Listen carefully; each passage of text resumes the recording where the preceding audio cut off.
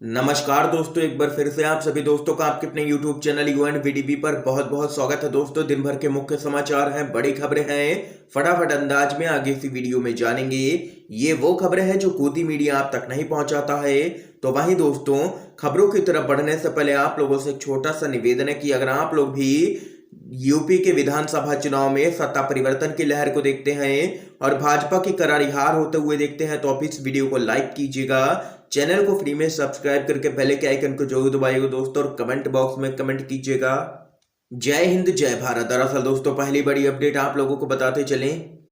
पश्चिम Bengal BJP में मची है तकरार। समीक्षा बैठक में शामिल नहीं हुए हैं शुभेंदु अधिकारी, दिलीप घोष और एमपी लॉकेट चटर्जी आपस में ही भिड़े। पश्चिम बंगाल विधानसभा चुनाव और फिर निकाय चुनाव में करारी पराजय के बाद बंगाल बीजेपी में घमासान मचा हुआ है।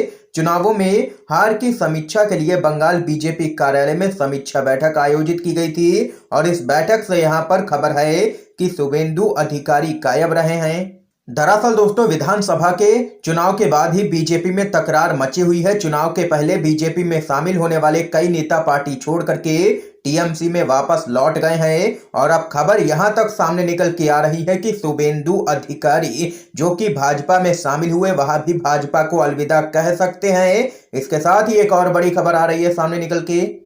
यूपी चुनाव, लखनऊ के लोहिया पार्क में रंग रोगन का काम शुरू। आरएलडी दफ्तर में भी हलचल हुई है तेज। जी हां दोस्तों, आप लोगों को बताते चलें, यूपी की राजधानी लखनऊ में राम मनोहर लोहिया पार्क और सपा के गठबंधन वाले आरएलडी के कार्यालय का रंग रोगन शुरू कर दिया गया है। माना जा रहा है कि समाजवादी पार्टी की सरकार आने की आहट की वजह से मुलायम सिंह यादव के द्वारा बनवाए गए लोहिया पार्क में मेंटेनेंस का काम चालू कर दिया गया है, जबकि आरएलडी ने जीत के बाद आने वाले अपने विधायकों का स्वागत करने के लिए पूरे कार्यालय की साफ सफाई और मरम्मत का काम चालू करा दिया गया है। और वहीं आप लोगों को बताते चलें, पार्क में लाइट बदलने सहित साफ सफाई का काम भी चालू हो गया है, क्योंकि योगी सरकार के दौरान आप लोगों को बताते चले लोहिया पार्क में कोई भी कार्य नहीं कराया गया। इस दौरान समाजवादी पार्टी के कई कार्यकर्ता भी कार्य देखने पहुंचे और बताया कि समाजवादी पार्टी की सरकार आने जा रही है, इसी वजह से ये रंग रोगन शुरू कर दिया गया है। और वहीं आरएलडी के कार्यालय में नई कुर्सियों सहित नई खिड़कियां और पूरे कार्यालय को सजाया जाने लगा है। इस बीच खबर यहां तक सामने निकल के आ रही है कि योगी सरकार में उच्च पदों पर बैठे कई अधिकारी भी अखिलेश यादव से गुप्त मुलाकात करने पहुंचे और वहीं सरकार आने की यहां पर आहट देख के अधिकारियों ने अखिलेश यादव के बंगले की भी साफ सफाई करवानी शुरू कर दी है, जो कि यहां पर लगभग 3.5 साल पहले योगी सरकार ने खाली करवा लिया था।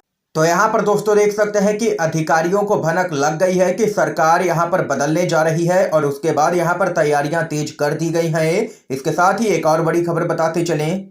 मुंबई में दिशा सालियान मामले में केंद्रीय मंत्री नारायण राणे और उनके बेटे से पुलिस ने 9 घंटे तक की है कड़ाई से पूछताछ। आप लोगों को दोस्तों बताते चले, केंद्रीय मंत्री नारायण राणे और उनके विधायक पुत्र नितेश राणे यहां पर थाने पहुंचे और वहीं आप लोगों को बताते चले, दिशा सालियान के बारे में अपमानजनक टिप्पणी करने और गलत सूचना फैलाने के मामले में उनके खिलाफ दर्ज मामले में दोनों ही अपना बयान दर्ज कराने यहां पर थाने पहुंचे। और वहीं इस दौरान यहां पर केंद्रीय मंत्री और उनके पुत्र से पुलिस ने करीबन यहां पर 9 घंटे तक कड़ाई से पूछताछ की है इस पूरे मामले में। इसके साथ ही दोस्तों एक और बड़ी खबर आप लोगों को बताते चलें।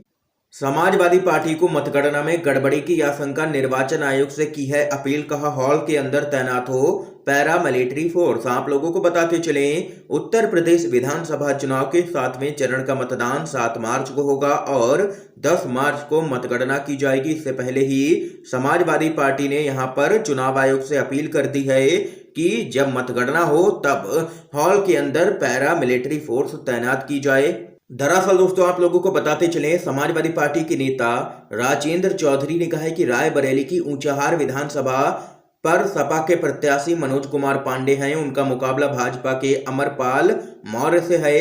वे सार्वजनिक रूप से भाजपा कार्यकर्ताओं के बीच में कह रहे हैं कि मत भले ही किसी विरोधी को अधिक प्राप्त हो जाए, परंतु विजय होने का प्रमाण पत्र तो उन्हें ही मिलेगा। इसका एक ऑडियो भी वायरल हो रहा है। यह काफी चिंताजनक व गंभीर मामला है।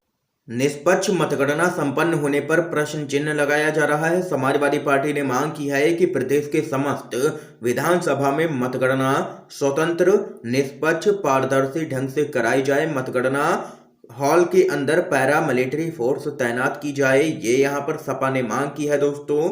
एक और बड़ी खबर बताते चलें, मणिपुर चुनाव में निर्वाचन आयोग से नाराज कांग्रेस करोड़ों के भुगतान से जुड़े इस मामले को लेकर के दे दी है सुप्रीम कोर्ट जाने की चुनौती। आप लोगों को बताते चलें क्या कुछ है पूरा मामला।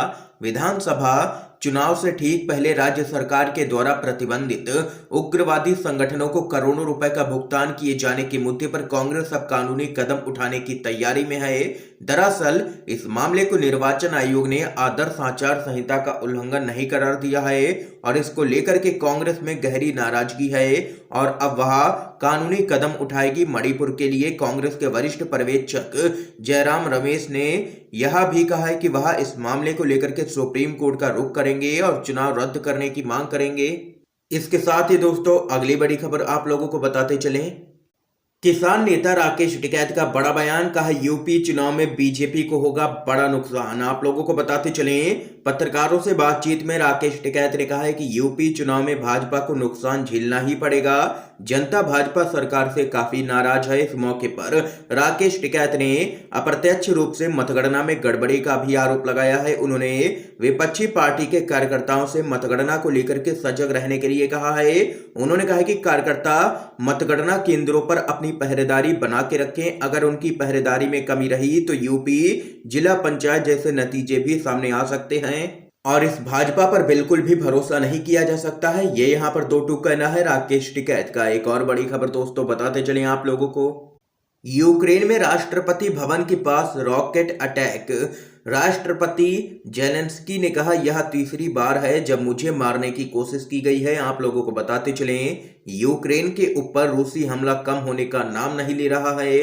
खबर आ रही है कि यूक्रेन में राष्ट्रपति भवन के पास हमले की कोशिश की गई है। मीडिया रिपोर्ट्स के मुताबिक यूक्रेनी राष्ट्रपति जेलेंस्की के आवास के पास मिसाइल दागी गई थी, लेकिन राष्ट्रपति भवन के आसपास एंटी मिसाइल सिस्टम एक्टिवेटेड थी, इसलिए नुकसान ज्यादा नहीं हुआ है। राष्ट्रपति आवास के पास हुए हमले को लेकर के यूक्रेन ने रूस के ऊपर आरोप लगाया है। इस मामले पर यूक्रेन के राष्ट्रपति जेलेंस्की ने कहा है कि रूस मुझे मारना चाहता है लेकिन उनका निशाना चूक गया। उन्होंने आगे कहा है कि यह तीसरी बार है जब मुझे मारने की कोशिश की गई है रूस की तरफ से। इसके साथ ही एक और बड़ी खबर बताते चलें आप लोगों को, पेट्रोल डीजल के दाम पर ओवैसी का दावा। यूक्रेन का हवाला देकर के मोदी सरकार 7 या 10 मार्च को बढ़ा देगी, दाम लंबी छोड़ देते हैं बस और कुछ भी नहीं। आप लोगों को बताते चलें, यूपी समेत 5 राज्यों में चुनाव के नतीजों से ऐन पहले एआईएमआईएम के चीफ असदुद्दीन ओवैसी ने बड़ा दावा किया है। उन्होंने कहा है कि पेट्रोल और डीजल के दाम 7 मार्च या फिर 10 मार्च के बाद बढ़ा दिए जाएंगे। सरकार इसके पीछे यूक्रेन विवाद का हवाला दे देगी क्योंकि उनके लोग तो लंबी बातें छोड़ते हैं। दरअसल दोस्तों इस मामले पर भारतीय जनता पार्टी के भक्तों से सवाल उन्होंने पूछा है कि क्या उनकी गाड़ी में पेट्रोल मोदी डलवा रहे हैं। और वहीं इससे पहले आप लोगों को बताते चले, इसी पूरे मामले को लेकर के राहुल गांधी ने मोदी सरकार पर तंज कसा था और कहा कि फटाफट पेट्रोल टैंक करवा लें, फुल खत्म होने जा रहा है मोदी सरकार का चुनावी ऑफर। दरअसल दोस्तों आप लोगों को बताते चले, यहां पर मोदी सरकार 15 से 20 रुपए प्रति लीटर पेट्रोल के रेट बढ़ा सकती है, जो कि आम आदमी के लिए एक बहुत ही तगड़ा झटका है। पेट्रोल और डीजल के रेट बढ़ने से सीधे तौर पर हर चीज महंगी होती हुई नजर आएगी। दोस्तों ये यहाँ पर इस समय की आज की सभी बड़ी खबरें थी, मुख्य समाचार थे जो हमने आप लोगों तक पहुंचाए हैं UNVDB के माध्यम से। अगर आप लोगों को ये वीडियो पसंद आया हो तो इस वीडियो को लाइक कीजिएगा, ज्यादा से ज्यादा इस वीडियो को शेयर कीजिएगा ताकि आप सभी के दोस्त भी इन मुख्य समाचारों को जान सके। वीडियो देखने के लिए आप सभी दोस्तों का बहुत बहुत धन्यवाद।